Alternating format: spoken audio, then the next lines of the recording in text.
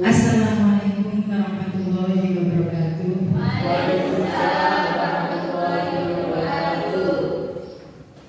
Alhamdulillahirabbil alamin wassalatu wassalamu ala asyrofil anbiya'i wal mursalin sayyidina wa maulana Muhammadin wa ala alihi wa sahbihi ajmain amma ba'du. Yang kami hormati Ketua Yayasan Saraswati dan juga pengasuh Pondok Pesantren Tangkul Ulum Romo Kiai Musik Abbas. Yang kami hormati Wakil Kurikulum Bapak Pastikan SPD dan juga Pak Anang Anwardi sebagai Wakil Kesiswaan dan juga Pak Yahya Bayhaqi yang kami hormati sebagai Wakil Humas dan juga Bapak Ibu Guru yang kami banggakan. Alhamdulillahirabbil alamin, pada siang hari ini kita dapat bersilaturahmi di sini dalam acara aksi nyata diseminasi budaya positif yang merupakan tugas dari aksi nyata modul 1.4 di pendidikan guru penggerak angkatan 7 dalam keadaan sehat walafiat dan tak kurang suatu apapun. Selanjutnya salawat serta salam semoga tercurahkan kepada junjungan kita Nabi besar Muhammad Sallallahu Alaihi Wasallam. Bapak Ibu yang berbahagia, pertama saya mengucapkan terima kasih karena Bapak Ibu telah berkenan hadir untuk mengikuti acara pada siang hari ini. Acara ini merupakan tugas dari pendidikan guru penggerak yang saya jalani, yaitu tugas aksi nyata pada modul 1.4. Dan Bapak Ibu, ketika saya mengikuti pendidikan guru penggerak, saya sudah mempelajari modul 1, yaitu ada 1.1 sampai dengan 1.4. Dan 1.4 ini adalah materi budaya positif. Dan untuk tugas akhir adalah melakukan aksi nyata berupa pengimbasan budaya positif kepada semua ekosistem yang ada di sekolah, termasuk pada Bapak Ibu. Baik Bapak Ibu, untuk meningkat waktu, mari kita mulai materi kita pada siang hari ini.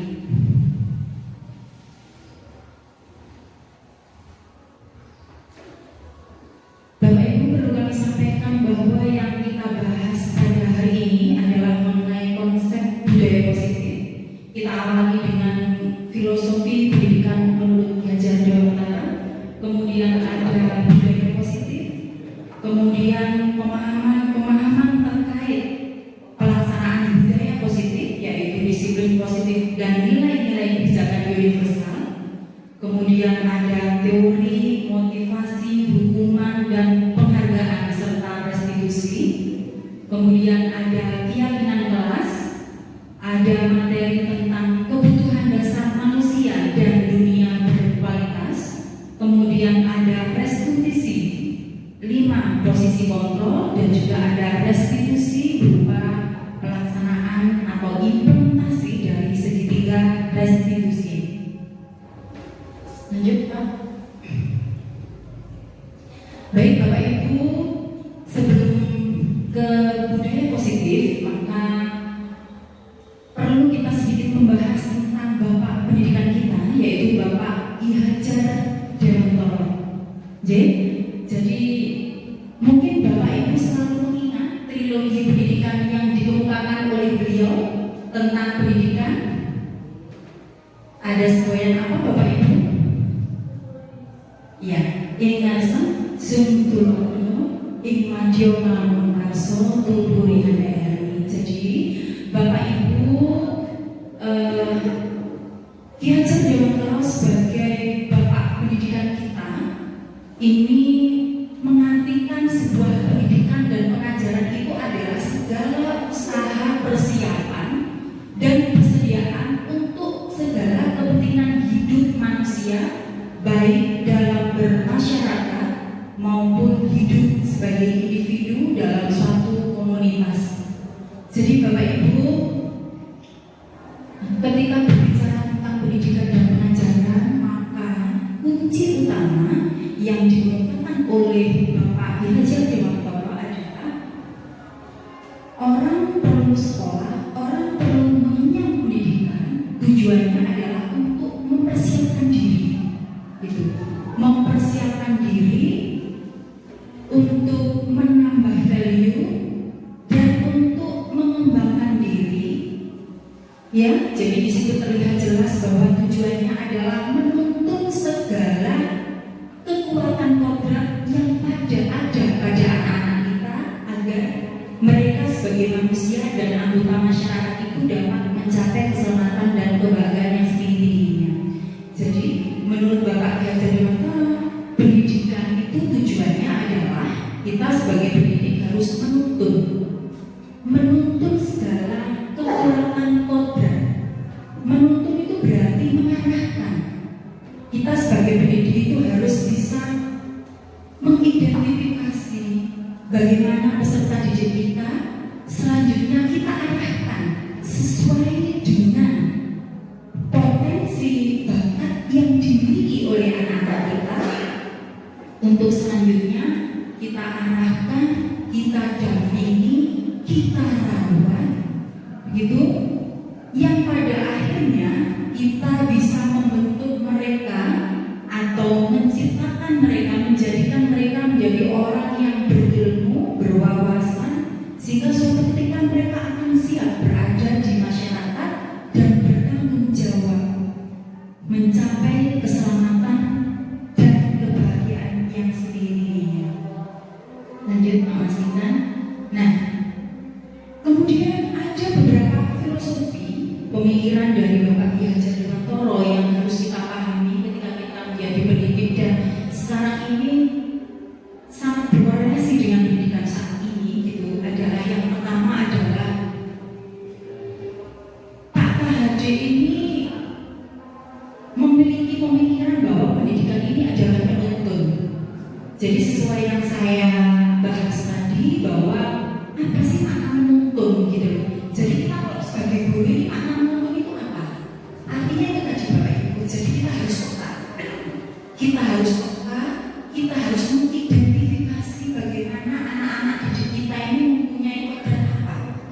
Karena setiap anak jelas mempunyai karakteristik yang berbeda-beda. Ada yang bakatnya di bidang seni, ada yang pintarnya bahasa Inggris, ada yang sukanya biologi, ada yang suka di akuntansi, gitu-gitu, macam-macam. Jadi kita ini yang harus kita lakukan adalah menuntun, Bapak Ibu. Jadi mengarahkan sesuai dengan kodrat anak-anak yang dimiliki. Jadi bukan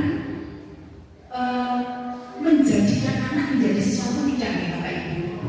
Tapi kita hanya mengarahkan kodrat dan potensi yang dimiliki oleh anak, begitu.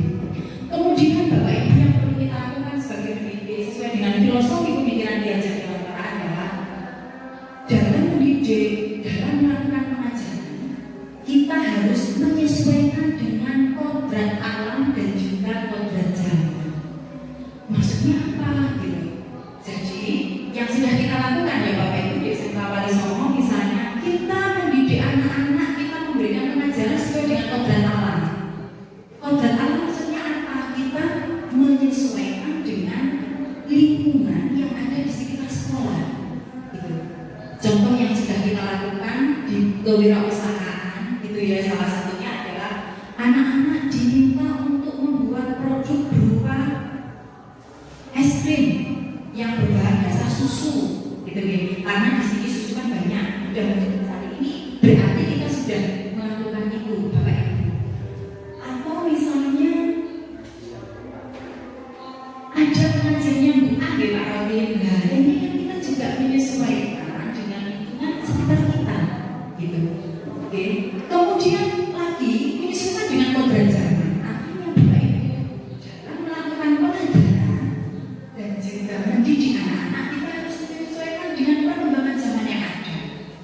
Kalau sekarang ini musimnya TikTok, boleh Bapak Ibu guru itu memberikan tugas anak-anak untuk membuat TikTok tentang materi kita. Boleh seperti itu. Kalau misalnya sekarang teknologi begitu canggih, anak-anak sudah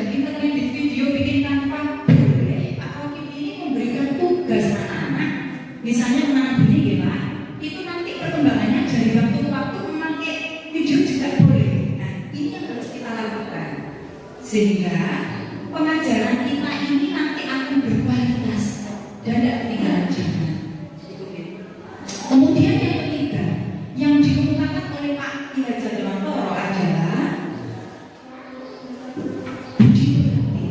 Penanaman budi pekerti ini juga salah satu poin utama yang harus kita tanamkan. Di mana kita tahu Bapak Ibu bahwa sekolah ini merupakan wadah fasilitas anak-anak untuk bisa tumbuh dan berkembang, okay? Untuk tumbuh dan berkembang, mengembangkan segala lakunya, gitu. Kemudian sebagai pengembangan pendidikan karakter. Untuk itu, mari kita bersama-sama langkah yang harus kita lakukan adalah memberikan teladan, Bapak Ibu, memberikan teladan kepada anak didik kita.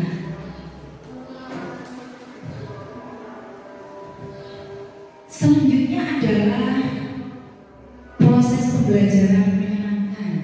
Ini yang diinginkan oleh Bapak Ki Hajar Dewantara bahwa anak-anak itu sudah jenuh, Bapak Ibu. Kalau misalnya kita belajar dengan cara di dalam kelas, kemudian menyenangkan, gitu ya. Yang harus kita lakukan adalah kita ini bukan orientasinya kepada guru, tapi harus subjek oriented. Jadi yang jadi objeknya itu adalah anak-anak, gitu. Anak-anak yang harus belajar. Kita sebagai guru itu mendampingi, Bapak Ibu. Jadi mari kita bersama-sama berkolaborasi untuk bisa menciptakan pembelajaran yang berkualitas, menyenangkan sehingga anak-anak nyaman dan tetap berada di kelas. Gitu. Kemudian selanjutnya adalah ada pendidikan menghamba pada murid. Ini ada kata-kata menghamba. Gimana? Kita sebagai guru harus menghamba pada murid ini. Gimana maksudnya? Jadi begini Bapak Ibu, seperti yang saya sampaikan tadi, arti menghamba itu adalah kita sebagai guru itu harus melakukan pembelajaran dengan berpusat pada siswa. Ya, kemudian mengarahkan potensi siswa sesuai bakat dan minat yang dimilikinya. Itu apalagi anak zaman sekarang ya Bapak Ibu. Anak yang kita hadapi sekarang itu kan anak-anak Gen Z namanya nih. Jadi generasi Z itu anak-anak yang lahir pada tahun mulai 1992 kalau nggak salah Bapak Ibu. Ya 2000-an ya. Itu Bapak Ibu sampai dengan 2012 atau 2014 itu anak-anak Gen Z semua. Lah anak Gen Z ini memiliki ciri-ciri anak-anak yang sudah terlahir pada zaman yang sudah serba ada, teknologinya ada, kemudian semuanya sudah cepat ibaratnya nih. Jadi ciri-ciri anak pada zaman ini itu mereka itu menganggap semuanya itu mudah, harus menyenangkan gitu. Jadi harus bisa mengiringi mereka melakukan pembelajaran yang berpusat pada mereka gitu, sesuai dengan bakat dan potensi yang dimiliki. Kemudian Bapak Ibu terakhir ini Pak Ki Hajar Dewantara itu menganalogikan kita sebagai pendidik itu adalah ibarat petani, Bapak Ibu. Jadi muridnya itu adalah benih. Nah, sekolah adalah lahan pertaniannya, muridnya adalah benihnya, gurunya ini adalah petani. Jadi maksudnya apa? Jadi maksudnya kita sebagai guru itu ibaratnya itu sudah harus berpusat pada siswa, merawat. Yang namanya benih itu kan gini Bapak Ibu ya. Benih itu kan tergantung dari proses merawatnya gini. Arokin gini, panas iklannya TIPH gini. Kan benih itu kan tergantung siapa yang merawat. Ada benih yang memang dia awalnya benihnya kualitasnya bagus, ketika merawatnya tidak begitu bagus, apakah dia nanti outputnya jadi bagus?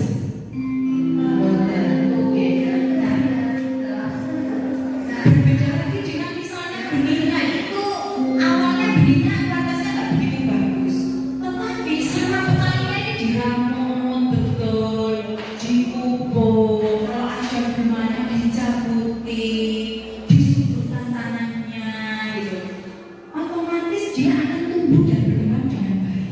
Nah Bapak Ibu, itu petani itu sama dengan kita Bapak Ibu guru.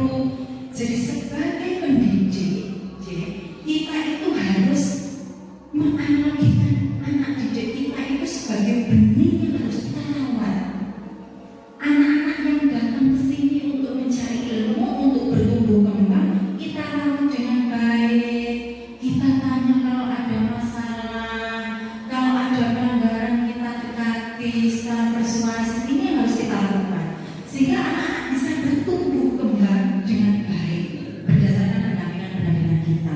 Nah, ini filosofi pemikiran Ki Hajar Dewantara. Nah, maka dari itu Bapak Ibu sebagai pendidik, maka kita mempunyai peran satu sebagai pendidik, yang kedua adalah sebagai pengajar. Nah, sebagai pendidik ini apa? Gitu nih. Sebagai pendidik ini apa? Kita ini harus mampu menuntun, mendampingi, ya, tanpa memaksa anak-anak untuk bisa tumbuh dan berkembang dengan baik. Ini kan upayanya pendidik.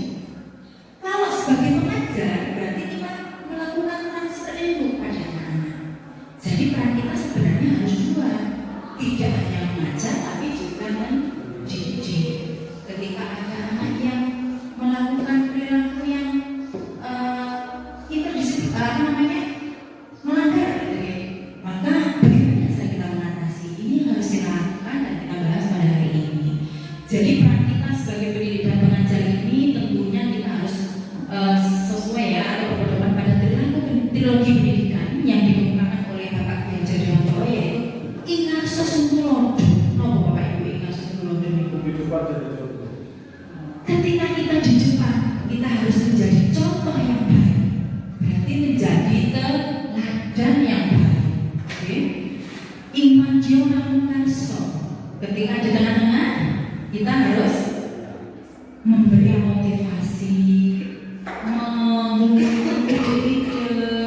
mendorong mereka untuk berkembang, dan tuturi handayani ketika kita mendorong anak-anak untuk bisa mencintai. Ini yang harus kita lakukan sebagai seorang pendidik. Nah, kemudian Bapak Ibu sekarang ada pertanyaan pemantik menurut jenengan bagaimana ini? Sebelum kita mengarah ke peran kita sebagai pendidik, kita harus menciptakan budaya positif yang ada di sekolah. Nah, pertanyaan yang pertama, apa pentingnya menciptakan suasana positif di lingkungan Anda? Kalau menurut Anda di SMK Walisongo Pacet ini kira-kira kenapa menciptakan suasana positif itu penting?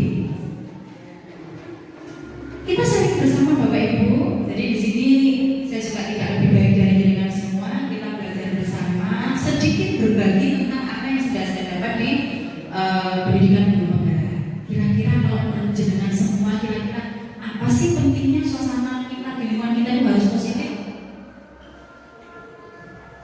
Monggo, Budara mungkin? Bermikrofon Budara.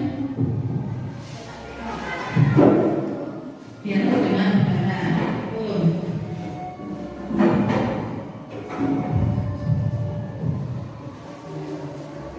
Terima kasih. Assalamualaikum warahmatullahi wabarakatuh.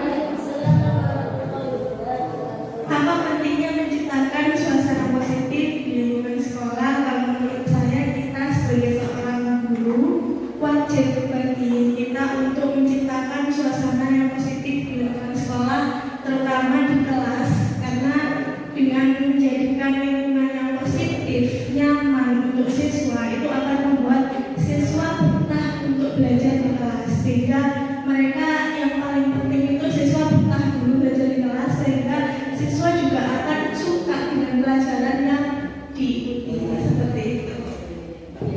Terima kasih Budara untuk jawabannya. Jadi seperti pendapat yang cuma Budara, artinya kenapa sih kok suasana positif itu harus diciptakan di lingkungan kita, di lingkungan sekolah kita, agar peserta didik itu nyaman ketika berada di sekolah, betah ketika berada di sekolah, kan begitu ya Bapak Ibu. Kemudian pertanyaan yang kedua adalah, sebagai seorang pendidik, kira-kira bagaimana Anda dapat menciptakan suasana positif di lingkungan Anda selama ini? Monggo. Pak Rogi, Pak Yaya, monggo.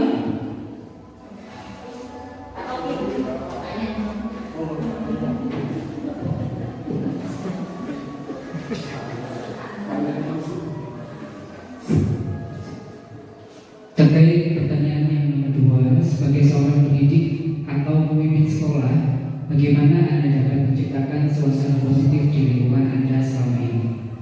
Jadi menurut pandangan saya, dalam hal ini yang terpenting adalah membangun komunikasi yang efektif dengan semua ekosistem di lingkungan sekolah guna untuk menciptakan hubungan yang positif. Kemudian yang tidak kalah penting adalah bagaimana kita dapat membiasakan hal baik, misalnya kebiasaan senyum, salam, sapa, dan juga menguatkan perilaku baik yang dilakukan oleh para siswa seperti halnya memberi apresiasi terhadap siswa yang memiliki perilaku yang positif. Kemudian yang tidak kalah penting juga adalah bagaimana kita dapat memelihara mindset positif atau cara berpikir positif dan juga membangun hubungan yang kuat dan kedekatan yang baik dengan siswa. Dan hal itu juga didukung bagaimana kita dapat memberikan fasilitas yang mendukung pembelajaran, dan yang terakhir adalah konsistensi dengan kedisiplinan dan penghargaan. Terima kasih Pak Yahya atas jawaban yang panjang dan sangat mencerahkan ya.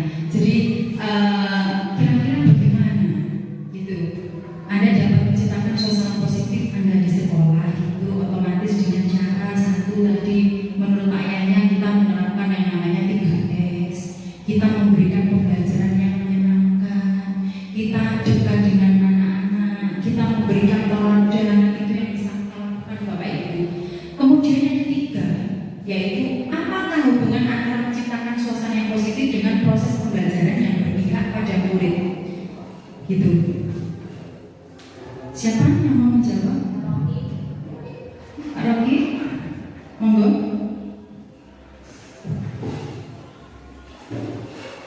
Yang langsung saja ini untuk pertanyaan ketiga, apakah hubungan antara menciptakan suasana yang positif dengan proses pembelajaran yang berpihak pada murid?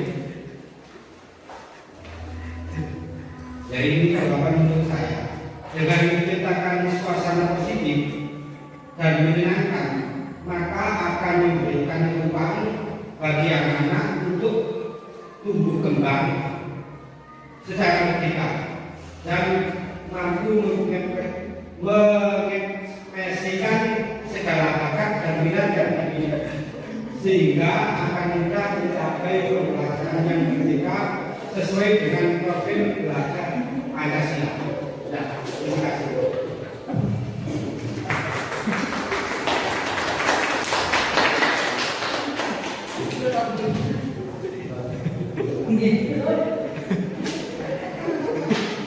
Terima kasih Pak Rocky.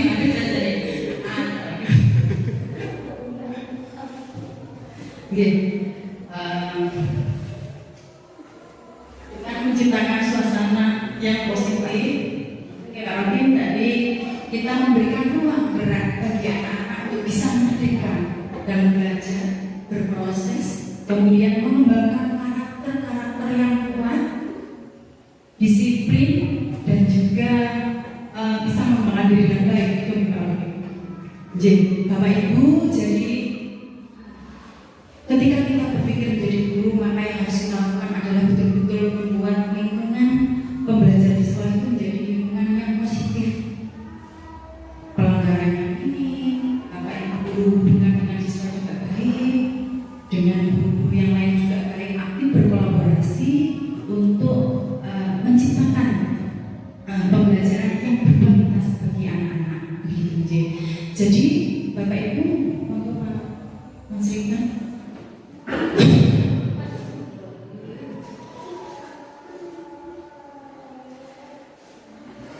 Nah, maka dari itu Bapak Ibu, lingkungan yang positif itu tadi bisa dibentuk dengan menanamkan pembiasaan positif, gitu ya, bisa disebut dengan budaya positif. Sebenarnya apa sih budaya positif itu? Gitu kok dari tadi kok ini modul 1.4 pengimbasan budaya positif. Sebenarnya apa sih budaya positif? Gitu, Pak Mas dibuka. Jadi Bapak Ibu,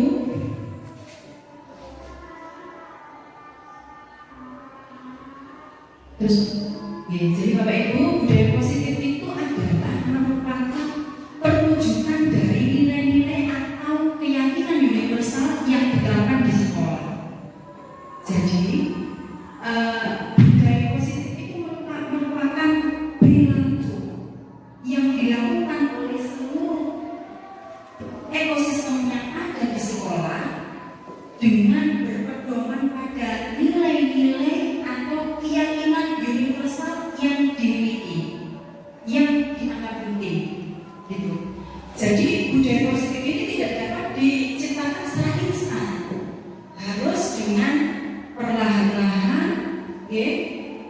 kampanye juga memerlukan tuntunan dan juga teladan dari seluruh Bapak Ibu guru. Gitu. Guru harus menjadi contoh yang baik sehingga murid dengan kesadaran sendiri akan mengikuti apa yang dilakukan guru. Jadi nanti budaya positif ini merujuk pada praktik-praktik baik yang akan dilakukan oleh siswa dan sudah tertanam pada diri siswa yang pada akhirnya bisa menguatkan karakter siswa untuk nantinya bisa menjadi orang yang memiliki karakter hebat dan bisa bertanggung jawab dan bertahan dalam komunitasnya ketika berada di masyarakat nanti. Begitu. Lanjut, Mas. Nah, mengapa budaya positif itu penting? Gitu. Jadi budaya positif ini sangat penting diterapkan karena ini adalah merupakan pembiasaan baik atau praktik baik di sekolah, gitu gitu. Nah, apabila pembiasaan baik ini sudah melekat ke anak-anak, gitu, sesuai dengan keyakinan yang dimiliki tanpa keterpaksaan, tanpa oh saya mau begini karena takut dihukum, saya mau begini karena biar saya dapat penghargaan seperti itu. Jadi ini akan benar-benar tertanam pada anak-anak gitu, sehingga anak-anak akan memiliki karakter sesuai dengan profil pelajar Pancasila.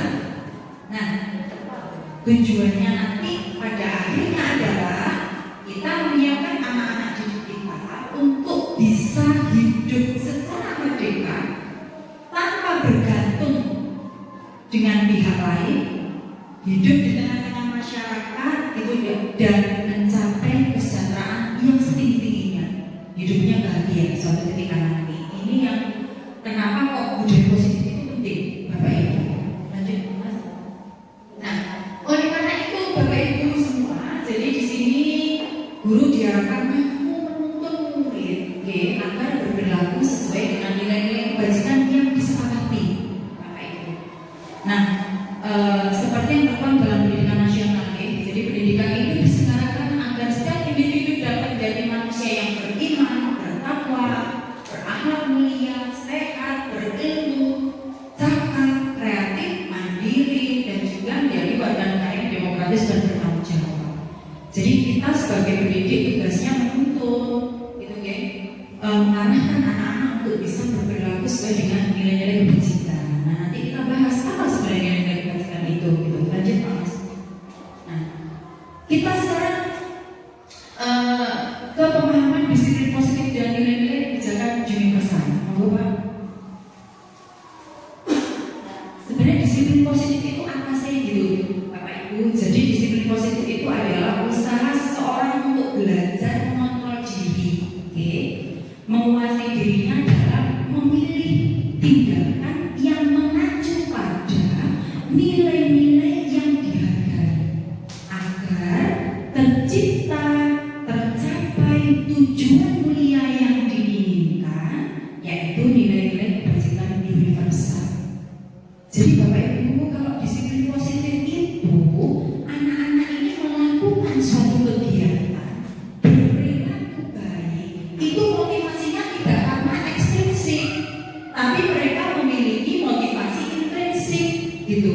Artinya mereka melakukan sesuatu itu bukan karena saya harus datang tepat waktu biar tidak dihukum bulala, gitu. Saya harus mengerjakan PR biar tidak dihukum sama budaya, misalnya seperti itu, gitu. Kalau mereka memiliki motivasi intrinsik itu artinya adalah mereka itu menyadari bahwa apa yang mereka lakukan itu adalah sesuai dengan nilai-nilai kebajikan, sesuai nilai-nilai yang dihargai dan harus mereka lakukan, yang tujuannya adalah untuk mengembangkan diri mereka sendiri. Ini contohnya begini, misalnya anak-anak itu kan macam-macam gini. Ada anak yang dia tekun sekali mengerjakan tugas, mengerjakan PR, itu karena dia menyadari bahwa apa yang mereka lakukan itu adalah untuk kepentingannya. Oh, biar saya sukses, biar saya pinter, biar nanti saya bisa menjadi orang yang hebat, maka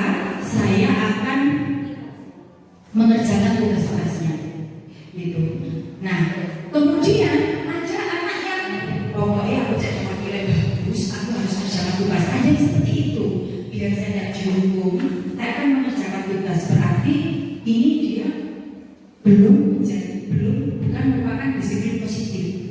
Itu karena dia tidak kesadaran dalam dirinya itu tidak ada untuk melakukan sesuatu gitu. Nah, sebagai pendidik Bapak Ibu, tujuan kita adalah menuntun anak-anak ini memiliki disiplin positif sehingga mereka bisa berperilaku sesuai dengan nilai-nilai kebijakan yang ada, nilai-nilai kebijakan universal yang ada dengan motivasi intrinsik, jadi bukan ekstrinsik begitu.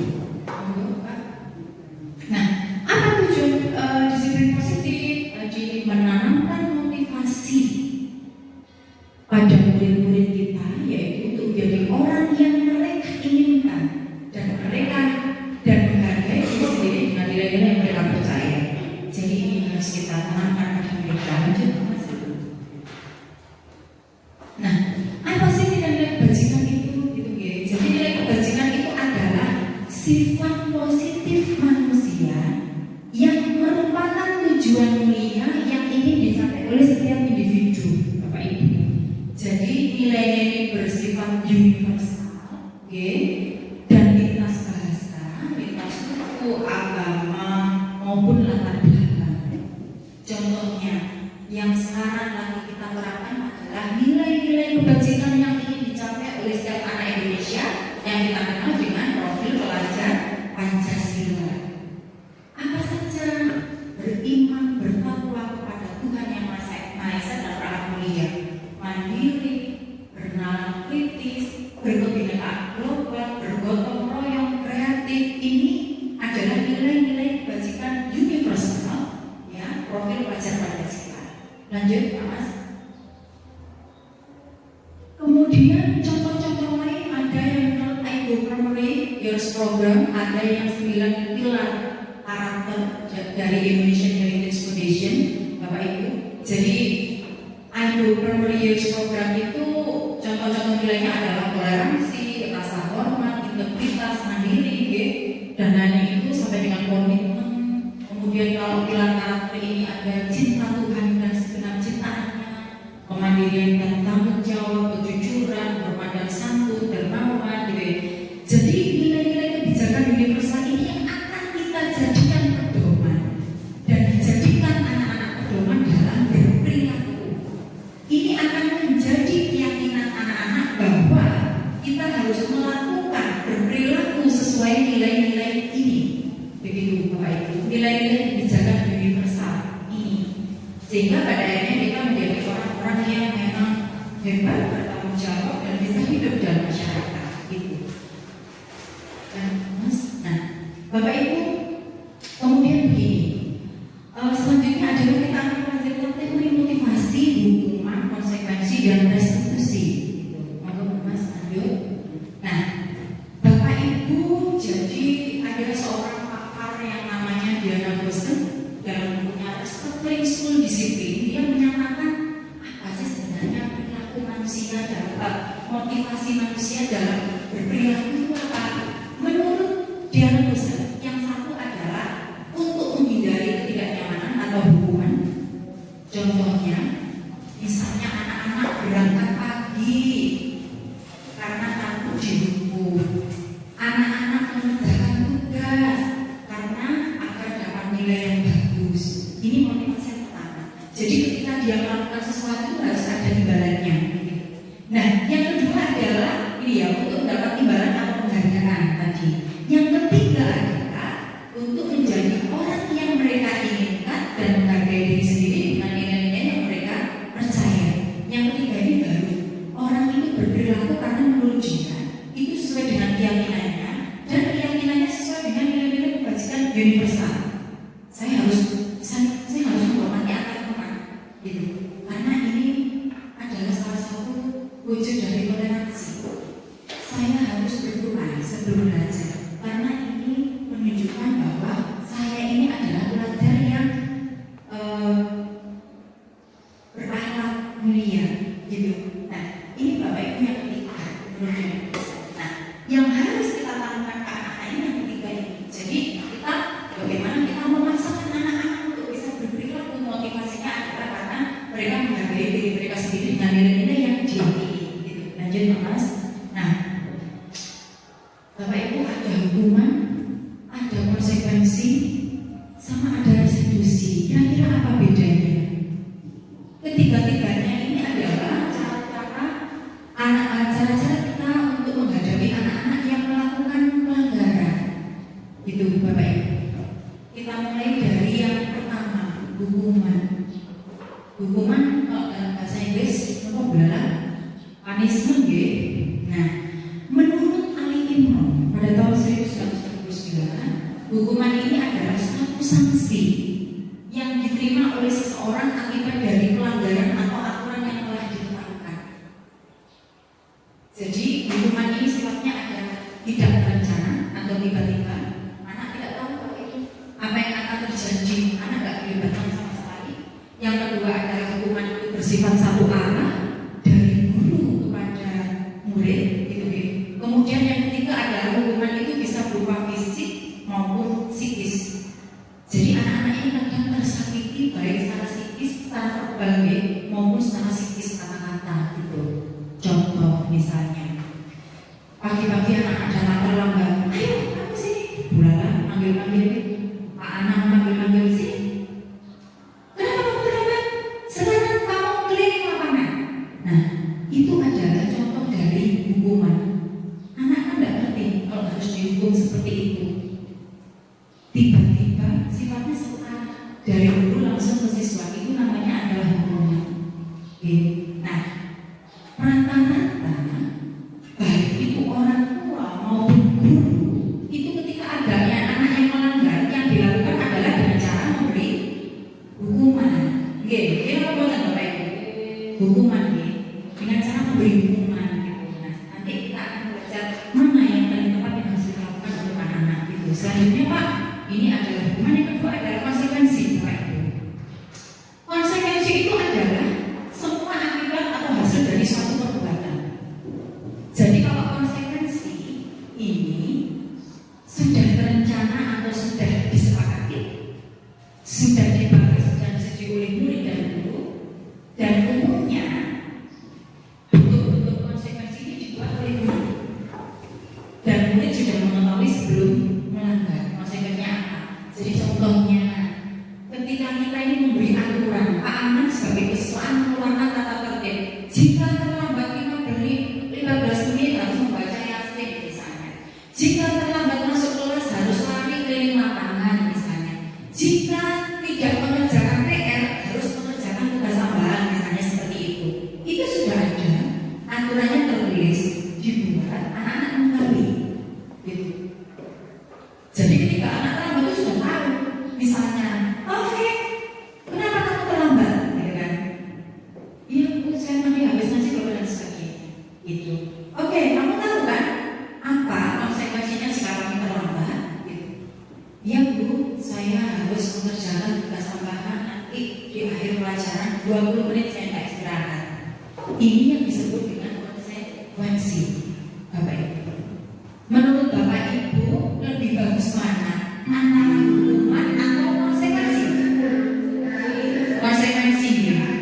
Nah, sekarang akan saya lihat lagi bagaimana Bapak Ibu melihat restitusi.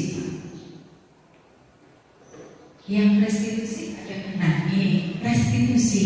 Nah tadi kan ada hukuman, ada konsekuensi, dan ada restitusi. Kalau restitusi ini apa? Jadi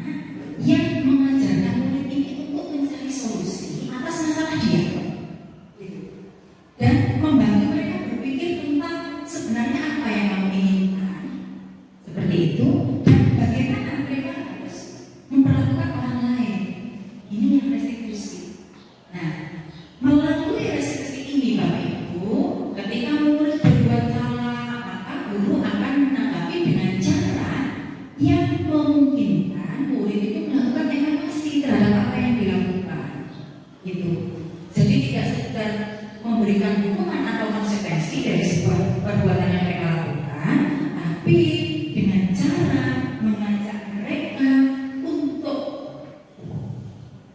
berdialog, kemudian mengevaluasi kamu ini kenapa, apa yang kamu lakukan, menurutmu apakah itu betul, gitu ya? Apakah itu melanggar keyakinan yang sudah dibuat seperti itu? Terus bagaimana kamu bisa memperbaikinya? Ini yang harus kita lakukan, Bapak Ibu. Nanti ada contohnya untuk restitusi ini. Jadi kalau menurut Bapak Ibu setelah melihat restitusi ini, kira-kira yang paling tepat yang mana kita dalam menghadapi murid? Hukuman, konsekuensi, atau restitusi? Konsekuensi? Apakah restitusi? Gitu ya? Coba kita lihat nanti Bapak sebelum lanjut. Oke. Nah, bagaimana cara kita agar kita bisa menerapkan disiplin positif, praktek-praktek baik yang ada di sekolah? Cara yang pertama adalah kita bisa membuat yang namanya keyakinan kelas. Nah, bagaimana cara apa sih keyakinan kelas? Gitu Mas Monggo. Jadi gini Bapak Ibu, keyakinan kelas itu adalah nilai-nilai kebajikan universal yang disepakati, disepakati oleh anak-anak di kelas secara tersirat dan tersurat, kemudian terlepas dari latar belakang suku, negara, bahasa maupun agama ya. Jadi kalau di kita ini kan muridnya rata-rata juga ada yang dari Jawa, ada yang dari luar Jawa, macam-macam gitu ya. Tanpa membedakan itu Bapak Ibu. Jadi ini yang disebut dengan keyakinan kelas. Jadi nilai-nilai yang harus disepakati dan harus ditaati oleh seluruh anggota kelas itu adalah keyakinan kelas. Di kelas 12 kemarin sudah saya praktekkan Bapak Ibu, ini adalah yang di sebelah kanan ini yang tertempel. Ini adalah keyakinan kelas. Jadi anak-anak ini membuat sendiri, yang tertempel di situ ini adalah nilai-nilai kebijakan anak-anak sendiri. Bagaimana caranya membuat? Lanjut Mas. Yang pertama ya, ciri-cirinya dulu bersifat lebih abstrak daripada peraturan yang lebih rinci dan konkret. Kemudian keyakinan kelas ini berupa pernyataan-pernyataan yang universal. Jadi dibuat dalam kalimat yang positif, Bapak. Jadi bukan jangan berlari sembarangan, tidak seperti itu, tapi berlarilah dengan hati-hati, misalnya seperti itu. Jadi kita lebih ke kalimat-kalimat yang persuasif gitu nih. Kemudian keyakinan kelas ini tidak dibuat dalam jumlah banyak, jadi sedikit saja yang penting anak ingat, gitu dan mereka bisa meyakini. Kemudian keyakinan kelas itu merupakan sesuatu yang dapat diterapkan di lingkungan kelas tersebut. Kemudian pembuatan keyakinan juga melibatkan semua warga kelas dan keyakinan kelas ditinjau dalam waktu, jadi bisa berubah Bapak Ibu. Lanjut Mas.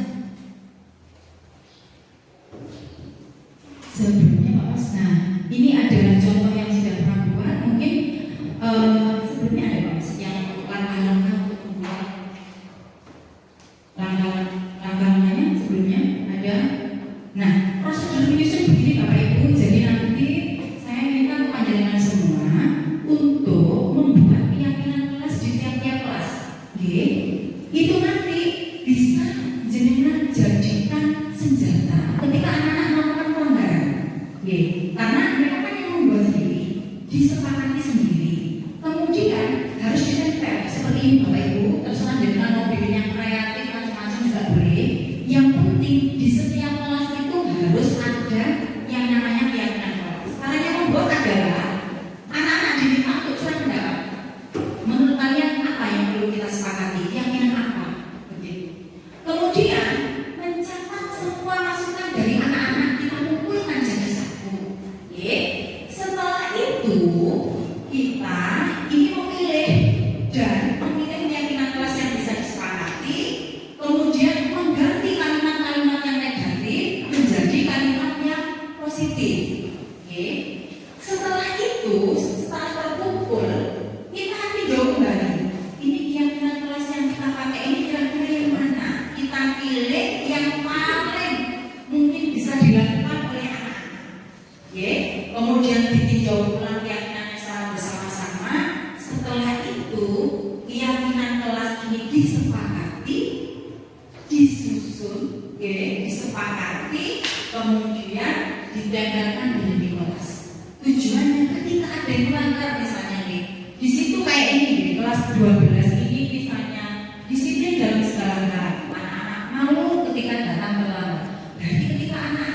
perasaan yang terlambat, maka kita bisa ya dengan perasaan apa yang sudah kamu langgar, apa yang harus kamu lakukan, ini pedomannya nanti di sini semua. Bapak Ibu siap ya? Jadi contohnya Pak itu ada di cara membuatnya.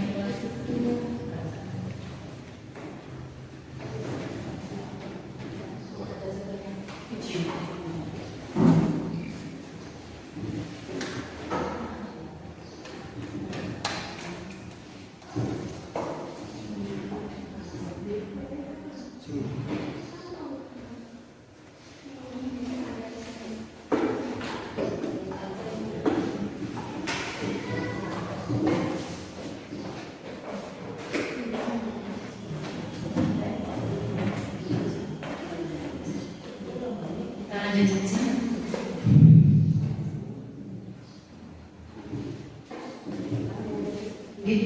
Kita lanjut saja Bapak Ibu. Kemudian selanjutnya adalah lanjut. Nah ini contohnya dengan ruang yang ada Bapak Ibu.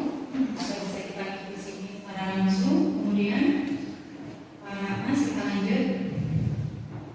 Ini tadi saya ingin menunjukkan video ada di sini. Nanti kita mulai di ayat akhir. Terus selanjutnya Mas.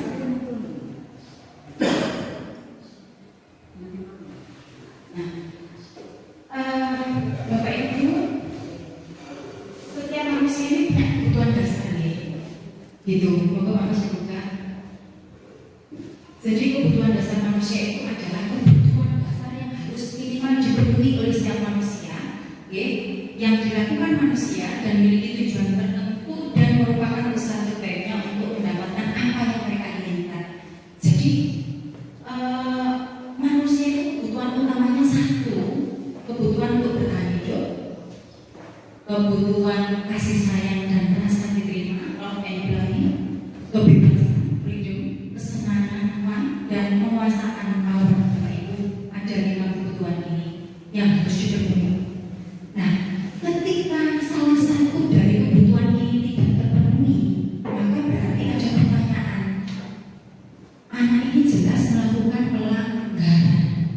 Maka kalau anak pelanggaran itu perlu ditanya dulu, kita identifikasi dulu ini kenapa sebetulnya, gitu. Oke, jelas ada salah satu dari 5 kebutuhan itu yang tidak dipenuhi, gitu. Monggo Pak Mas.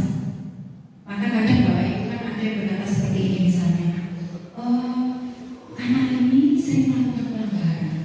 Ternyata Bapak Ibu kan selalu mencari backgroundnya dia seperti apa, di lingkungan rumahnya bagaimana, keadaan keluarganya seperti apa, gitu. Biasanya yang kita temukan adalah mereka yang memang di keluarga itu ada problem, ada sedikit masalah sehingga mereka akhirnya melakukan kegiatan-kegiatan yang melanggar. Yang pertama Bapak Ibu itu adalah kebutuhan bertahan hidup.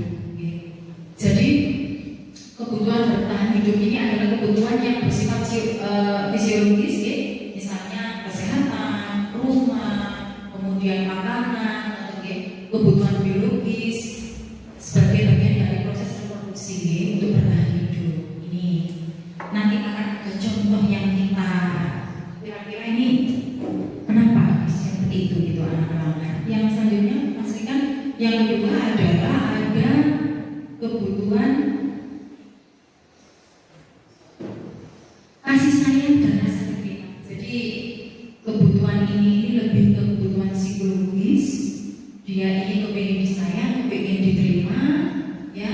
Dan ini juga meliputi kebutuhan akan hubungan dan koneksi sosial, gitu Bapak Ibu. Kemudian selanjutnya adalah kebutuhan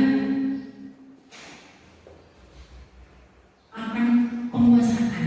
Jadi kebutuhan ini berhubungan dengan kekuatan untuk mencapai sesuatu, menjadi kompeten, menjadi terampil, diakui atas prestasi dan keterampilan yang dimiliki. Gitu, ini adalah penguasaan. Jadi dia ingin dianggap sebagai seseorang yang memang mempunyai pengaruh, gitu Bapak Ibu, berkuasa.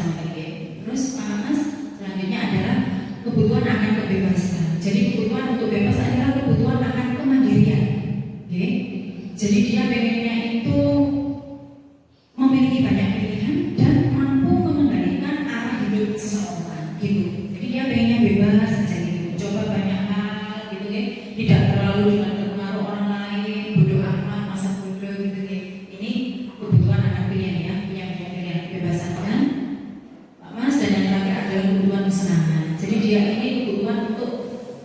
mencari kesenangan, bermain, tertawa. Ini yang biasanya kebutuhan-kebutuhan yang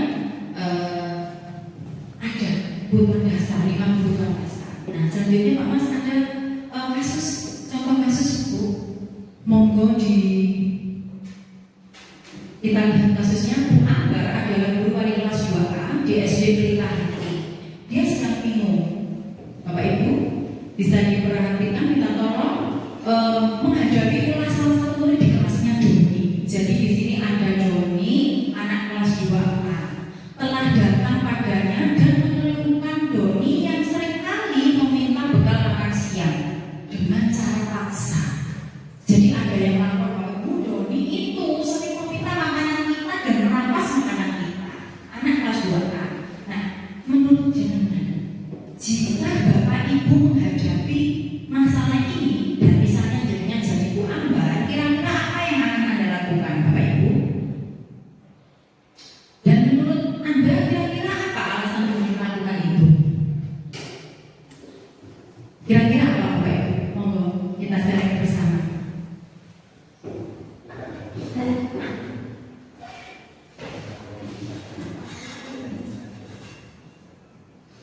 Kira-kira menurut jenengan, kenapa kok Doni melakukan hal itu?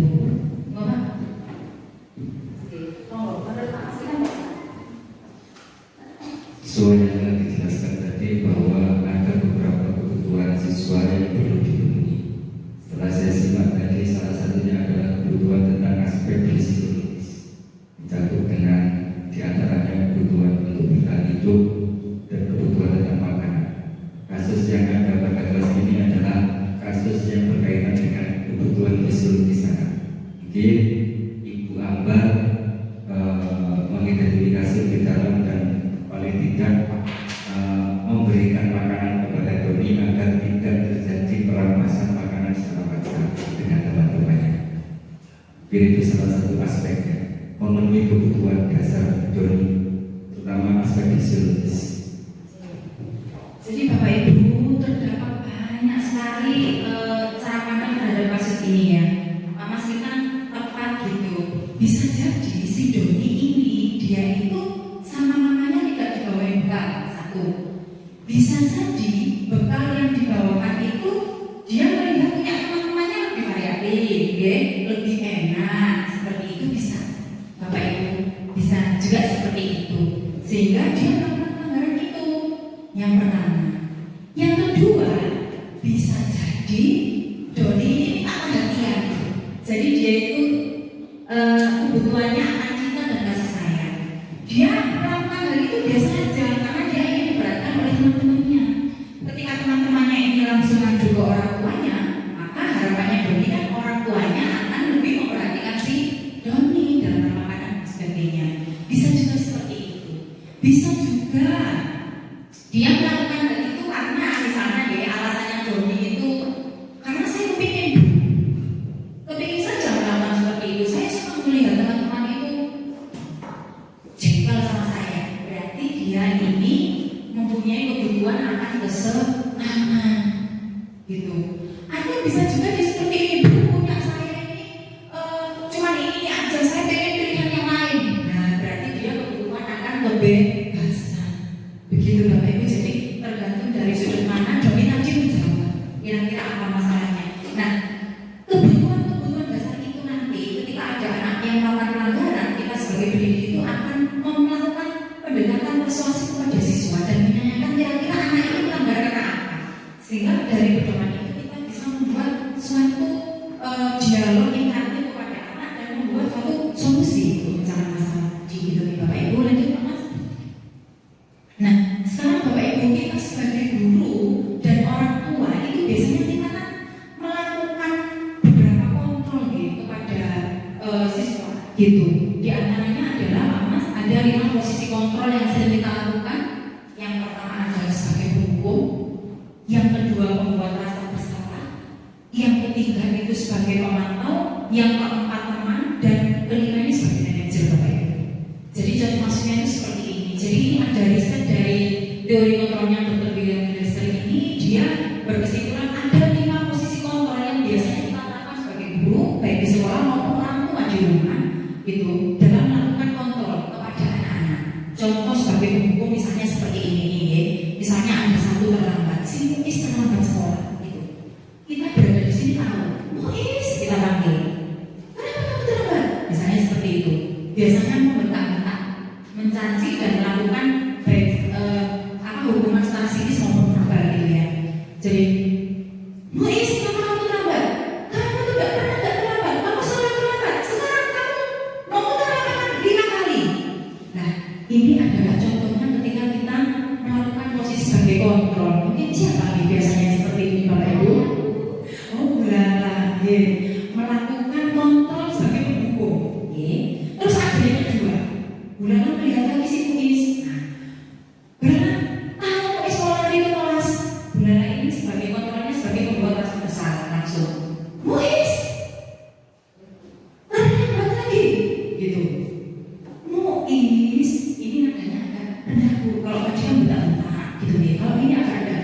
Muis, kamu kenapa terlambat lagi? Kamu gak kasihan sama Bulala? Bulala kan jangan kerja di sini. Nanti kalau absen itu gimana? Bulala itu sudah didik kamu kayak gini. Kamu tetap aja. Ini membuat rasa bersalah. Ya sudah, sekarang kamu masuk kelas, nanti jangan diulangi lagi. Anak akan merasa bersalah terhadap apa yang dilakukan. Kalau penghukum tadi kira-kira anak menjadi apa? Jangan bentak-bentak, kira-kira apa reaksi anak? Yang ada pada diri apa? Bisa jadi mereka pendendam, jadi aku ya, nanti kalau aku sudah lulus, aku mungkin ya kan seperti itu. Jadi dia punya rasa dendam gitu. Kalau bersalah dia merasa bersalah. Kalau aman, Muis selamat, Muis, dalam memanggil, iya Bu, kenapa nak kamu terlambat? Muis sudah harus mati, gitu. Kira-kira bisa nggak Bu gitu nih? Lebih slow ya Bulala ya. Jadi Muis, kenapa kamu terlambat Muis gitu? Kenapa kamu tidak boleh seperti itu? Wis kamu masuk, nanti kita atur absensinya. Tapi kamu janji loh ya, nggak boleh ulangi lagi.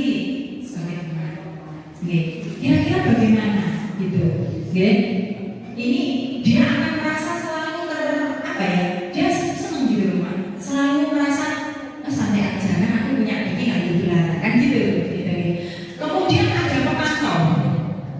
Kalau pemantau itu, jadi kalau pemantau itu lebih ke begini. Guru ini memantau dan memberikan apa ya, sedikit konsekuensi terhadap anak-anak. Misalnya, Muis, kenapa kamu terlambat? Kamu kan tahu kalau terlambat itu kamu harus ngapain? Oh iya Bu, nanti saya harus mengerjakan tugas taman. Ya sudah, jangan terlambat lagi dan nanti ingat ya, kamu harus tinggal di kelas 20 menit ketika istirahat. Nah ini dia sebagai pemantau Bapak Ibu. Jadi, nah kalau jadi manajer ketika ada yang terlambat akan seperti ini. Muis, kenapa kamu terlambat? Gitu. Nilai-nilai kita apa yang telah kamu lambat? Yang sudah kita buat? Kita tanya, ya Bu, saya nilai disiplin. Nah kan kamu sudah tahu. Terus kira-kira bisa nggak kamu memperbaiki diri kamu? Kita ajak dia berpikir. Bisa Bu, misalnya gitu. Bagaimana kira-kira cara kamu memperbaiki dirimu biar nggak terlambat lagi? Kamu tadi terlambat kenapa? Karena sehabis ngaji saya tidur Bu. Terus bagaimana cara untuk memperbaiki itu? Nanti saya nggak akan tidur Bu. Misalnya seperti itu. Oke ya, berarti ini. Nah ini kita sebagai manajer. Berarti kamu nggak siap ya, kamu apa? Bisa memulai ini gitu. Besok Bu, saya akan begini-begini. Nah ini kita memposisikan diri sebagai manajer. Jadi Bapak Ibu, idealnya dalam mendidik anak-anak, ya ketika kita menemui anak-anak yang melakukan pelanggaran-pelanggaran, kita itu harus memposisikan diri kita sebagai manajer. Oke? Kita harus memposisikan diri kita itu sebagai manajer. Jadi anak itu diajak berdialog secara apa namanya? Secara interaktif, diajak berpikir, kira-kira apa yang melanggar, bagaimana cara kamu bisa memperbaiki, menurut kamu apa yang harus kamu lakukan itu. Selanjutnya Pak Mas kan gini, biasanya ini 5 kata-kata yang dilontarkan oleh guru atau kepada anak-anak. Patuhi aturan saya, apa Mas? Artinya, gimana coba kalau orang tua kamu tahu kamu berbuat salah? Yang pertama jelas Ya sudah kali ini tidak apa-apa, nanti bapak itu bereskan. Ini sebagai teman. Sanksi atau konsekuensinya apa? Ini sebagai teman. Dan yang tadi apa rencana kamu untuk baik hal ini? Ini sebagai manajer. Jadi harapan saya adalah bapak ibu guru bisa mengaplikasikan menerapkan ini terhadap anak-anak ketika anak melakukan pelanggaran. Lanjut Pak Mas kan? Nah, ini bapak ibu 5 posisi kontrol, nggak begitu kelihatan ya Pak Mas. 5 posisi kontrol yang pertama adalah perbedaan tadi, yang jelas yang paling adalah positif manager. Bapak ibu lanjut. Nah, sekarang bagaimana kita bisa menghadapi anak-anak dengan cara ini Bapak Ibu? Melakukan yang namanya segitiga restitusi. Ini adalah tahapan untuk memudahkan para guru dan orang tua dalam melakukan proses restitusi. Jadi Bapak Ibu jangan di rumah aja putra putri semua ya. Ini bisa kita terapkan ketika kita menghadapi anak-anak kita di rumah dan melakukan kesalahan-kesalahan gitu, tidak hanya di sekolah. 3 langkah segitiga restitusi ini adalah tujuannya adalah untuk menguatkan karakter mereka. Ketika mereka melakukan kesalahan, mereka bisa belajar dari kesalahan yang mereka perbuat dan mereka akan kembali lagi dengan karakter yang baik gitu Bapak Ibu. Langkahnya apa? 1, menstabilkan identitas. Jadi dengan cara tadi kita tanya, kamu hari ini terlambat, kenapa kok terlambat? Gitu. Terus apa? Menurutmu ini kamu apa namanya melanggar keyakinan apa? Gitu ya. Menstabilkan identitas, validasi tindakan, gitu. Kemudian menanyakan keyakinan. Terus kalau menurut kamu kira-kira ini bagus nggak? Gitu. Ini yang kita lakukan di situ nanti ada jadwalnya. Nah, ini jadi menstabilkan identitas itu bagian dasar dari segitiga yang tujuan untuk mengubah identitas anak yang gagal tadi karena melakukan kesalahan. Caranya kita itu begini. Nah, semua orang itu pernah melakukan salah. Jadi hari ini kamu bersalah itu tidak apa-apa. Tapi yang paling penting kamu harus memahami salahmu itu apa, kan gitu. Nah, kita sampaikan dulu. Kita tidak boleh kamu itu sudah salah, jatuh gini-gini misalnya ya. Nah, kita jadi di rumah itu nggak boleh seperti itu Bapak Ibu. Tapi kita tanya, nah, kamu hari ini salah nggak? Kalau kamu salah itu nggak apa-apa. Semua orang itu juga pernah berbuat salah. Tapi bagaimana kamu bisa tenang dan bisa menyelesaikan masalah ini dengan baik? Nanti Pak Mas. Kemudian kita mau kasih contohnya ini tadi ya. Berbuat salah tidak apa-apa, tidak ada manusia sempurna, nanti Pak Mas. Kemudian validasi tindakan yang salah. Tadi yang seperti saya contohkan, semua tindakan manusia baik atau buruk pasti memiliki maksud dan tujuan. Nah, dalam restitusi ini guru harus memahami alasan siswa melanggar aturan. Kita tanya, kamu tadi lapor kok berbuat seperti ini? Kamu tadi kenapa menyontek misalnya? Oh, karena saya tidak belajar Bu, gitu. Kita harus kita pastikan tindakannya apa, gitu. Kemudian Pak Mas yang selanjutnya adalah menanyakan keyakinan. Ketika 1 sudah dikatakan, nomor 2 sudah divalidasi ada tindakan, maka yang ketiga adalah kita hubungkan dengan nilai-nilai yang sudah kita buat di kelas tadi Bu. Keyakinan tadi misalnya, kamu melakukan hal itu berarti kamu melanggar apa? Gitu. Kemudian nilai-nilai apa yang sudah kita sepakati? Gitu. Kita tanya di sini, kamu mau tujuan seperti apa sih kira-kira? Seperti itu ya. Ini yang harus kita tanyakan. Kemudian berakhir pada ayo, menurut kamu bisa nggak kamu perbaiki ini dan lain-lain? Kalau bisa, kapan kamu akan memulainya? Dengan cara apa? Langsung kita cari solusi di situ. Pak Rogi, besok kalau dengan ini anak dari PH yang terlambat datang atau tidak masuk karena apa? Ditanya, kamu ngapain? Gitu, Pak Rogi. Sampai mencari solusi pemecahan masalahnya seperti apa? Gitu. Nah, bagaimana penerapan segitiga restitusi, Bapak Ibu? Ini ada video terakhir untuk penerapan segitiga restitusi. Jadi di sini Bapak Ibu ada skenario kasus ya. Dalam beberapa hari terakhir terdapat salah satu siswa kelas 12 TPH yang sering terlambat hadir ke sekolah. Dalam kelas 12 TPH terdapat keyakinan kelas yang telah menjadi kesepakatan bersama yaitu ada 8 nilai-nilai kebajikan. Salah satunya ada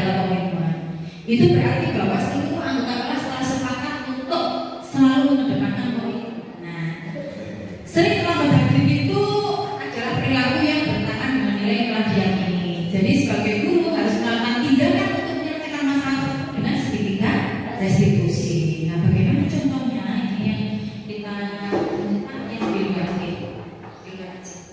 ini ada buku yang sudah pernah saya lakukan. Ini bisa diperhatikan untuk videonya, Bapak Ibu, yang bisa kita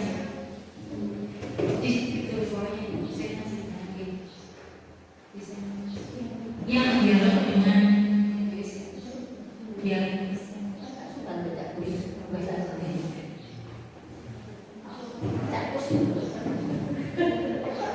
bisa suaranya Sudah connect Pak?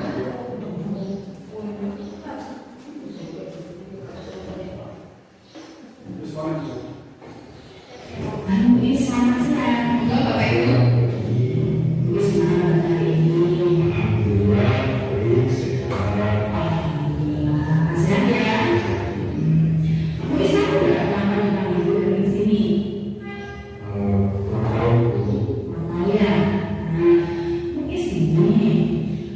Beberapa hari terakhir sama orang mungkin selalu terlambat datang sekolah, benar ya? Benar ya? Nah, selalu datang terlambat ke sekolah, berarti mungkin itu apa? Tahu ya? Lama-lama ya, tidak aturan yang menarik, mungkin melakukan kesalahan. Nah, tidak ini sesuatu itu.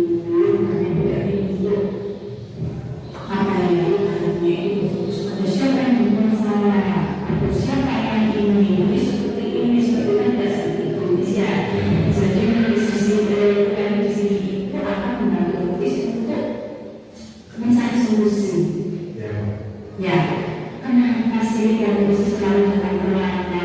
Pasti punya alasan kan di situ. Nah, kira-kira ceritakan semua alasan itu apa untuk saya mengatakan ke sekolah? Saya sepakat karena kalau orang hidupnya pengalaman dengan pagi bangunnya kesadaran. Terus kemudian bisa kan? Tidak bisa. Kok bisa kan? Itu sampai hidupnya namanya kan? Belum mau dulu Sampai dan kalau selesai sama kalau istirahat tapi main-main dulu sama kalau saya contohnya sudah lanjut full mulai dari sekolah, dunia sampai kalau yang ada istirahat, dunia itu bisa dapat itu biasanya malam tuh teman-teman. Terus akhirnya besok pagi sama ayah, habis sama ayah, ngaji habis ngaji harusnya ke sekolah tapi masih tidur. tidur lagi. Nah ini kan berarti masalah gitu. Nah mungkin ingat nggak kamu kemarin kita sudah pernah membuat yang namanya penyatuan kelas. Ya, nanti Ada nilai-nilai yang sudah kita yakini bersama dan kita sepakati untuk kita taati. ya dengan Apa aja kemarin? dari kejujuran, komitmen, menghormati dan mentaati aturan sekolah. Mulai dan lain-lain semua sudah kita sepakati. Berarti kalau yang dilakukan tes ini berarti yang gimana? Ya, Nah, yang mana apa yang gimana? komitmen tepat waktu. Nah, komitmen berarti mungkin tidak melanggar komitmen untuk datang ke sekolah. Berarti sebenarnya ya kalau di sini kalau kesalahan dan melanggar kayaknya sudah kita bersama. Ya, Terus kira-kira akan berapa? siapa? Kira-kira kayaknya bukan ya. Kira-kira ini kalau misalnya itu apa yang dilakukan Tidur lebih awal dan tidak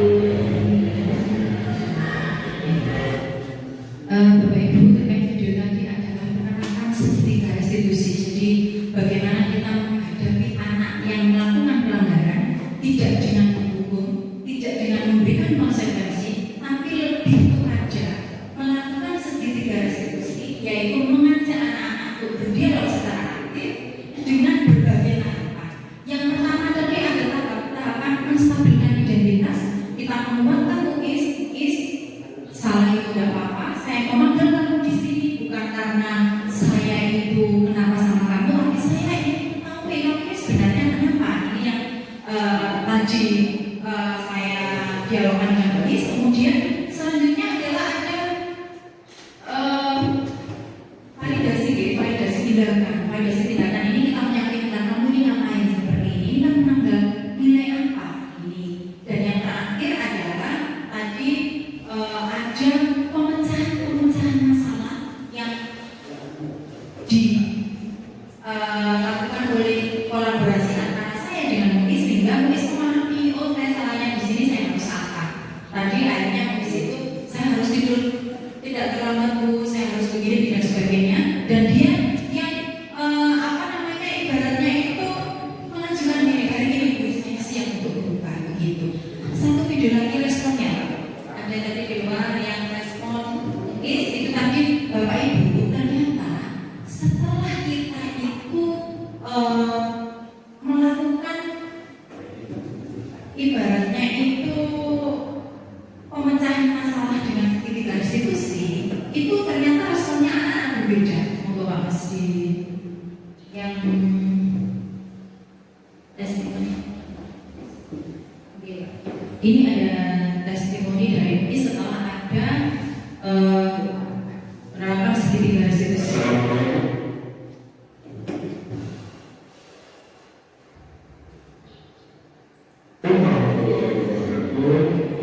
Setelah saya berdialog dengan Bu Erni hari ini, akhirnya saya menyadari bahwa selama ini saya telah melakukan kesalahan di lingkungan sekolah, yakni sering datang tidak tepat waktu.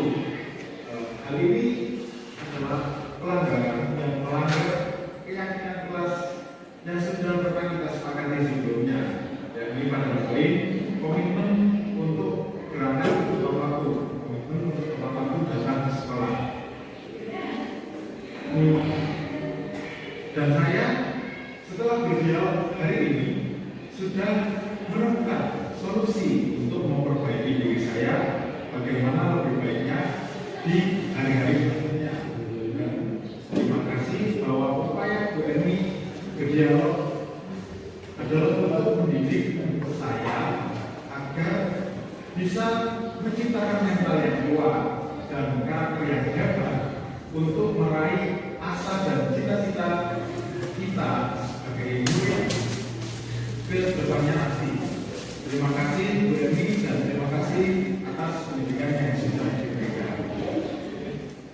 Itu respon dari anak-anak, ternyata mereka akan lebih menyadari dan bisa membuat solusi pemecahan Bapak Ibu. Dan yang terakhir tadi ada Pak video satu lagi cuma yang di yang kelas Pak, yang Bapak Ibu, ini ada sedikit video ketika saya membuat keyakinan kelas dengan anak-anak di kelas 12.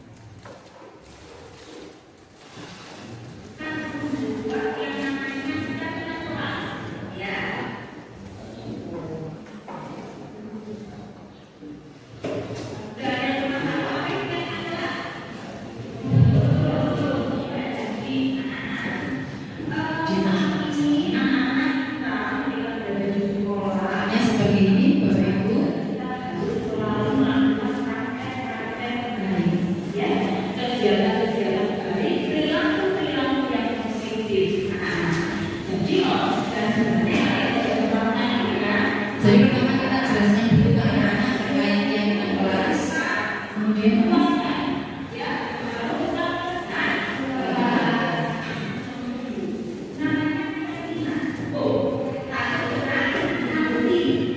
terus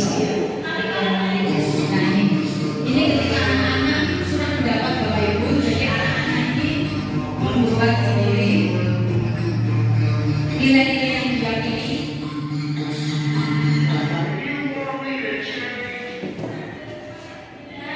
Kemudian kita kumpulkan di kemudian kumpulkan.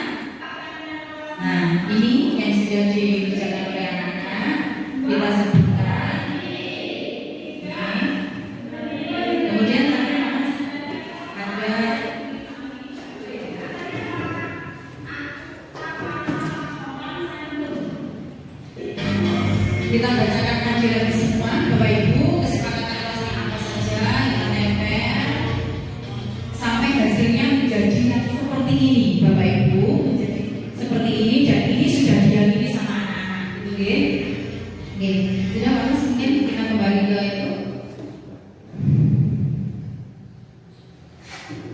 Nggih, Bapak Ibu, mungkin dari sini Bapak Ibu yang bisa saya sampaikan pada siang hari ini Bapak Ibu. Jadi harapan saya adalah penerapan budaya positif ini bisa kita terapkan di sekolah kita dan juga bisa kita jadikan semangat kita untuk menjadi teladan bagi anak-anak. Gitu, mari kita semua berkolaborasi, merapat bersama. Kita harus berkolaborasi untuk menciptakan lingkungan yang positif untuk mengarahkan anak-anak untuk melakukan pembiasaan dan praktek-praktek baik, dan juga pada akhirnya kita bisa menciptakan pembelajaran yang berkualitas, sehingga nantinya kita bisa menghasilkan output yang memang berkarakter, kompetitif, mempunyai daya saing di luar, dan juga bisa hidup di tengah-tengah masyarakat, bertanggung jawab terhadap dirinya, dan juga hidup secara merdeka. Dan harapan saya adalah kita semua mengembangkan diri, Bapak Ibu, sebagai pendidik. Kita harus mengupgrade kemampuan, selalu mengembangkan diri, sehingga kita bisa memberikan pembelajaran kepada anak-anak secara merdeka. Anak-anak bisa belajar secara merdeka, begitu kita bisa mengajar dengan kegiatan-kegiatan yang menyenangkan. Mungkin itu yang bisa saya sampaikan pada siang hari ini, Bapak Ibu. Kurang lebihnya mohon maaf. Semoga apa yang kegiatan kita pada pagi hari ini, sharing kita pada pagi hari ini, siang hari ini bisa bermanfaat untuk kita secara pribadi dan juga untuk kemajuan lembaga pada umumnya. Terima kasih.